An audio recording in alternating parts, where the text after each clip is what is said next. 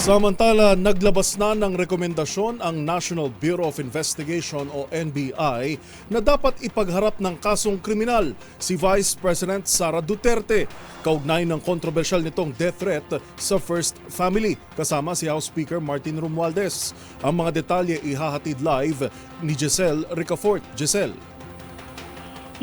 Inirekomenda na ng National Bureau of Investigation sa Justice Department na kasuhan ng kriminal si VP Sara Duterte kaugnay ng pagbabanta kay Pangulong Bongbong Marcos, First Lady Liza Araneta Marcos at House Speaker Martin Romualdez. Kinumpirma sa DZRH ni NBI Director Jaime Santiago na kabilang sa ipinagkakaso nila ang grave threats at inciting to sedition. Batayan niya sa findings ng kanilang investigasyon sa Patang Batayan para kasuhan ng ikalawang pinakamataas na opisyal ng pamahalaan. Natapos na ng NBI ang pagsisiyasat kaugnay ng mga pahayag ng Vice Presidente na itinuring na seryosong banta sa seguridad at kaligtasan ng pinakamataas na opisyal ng Pilipinas. Pero nilinaw ni Director Santiago na nasa DOJ na ang bola kung kakasuhan nga nila ang pangalawang Pangulo.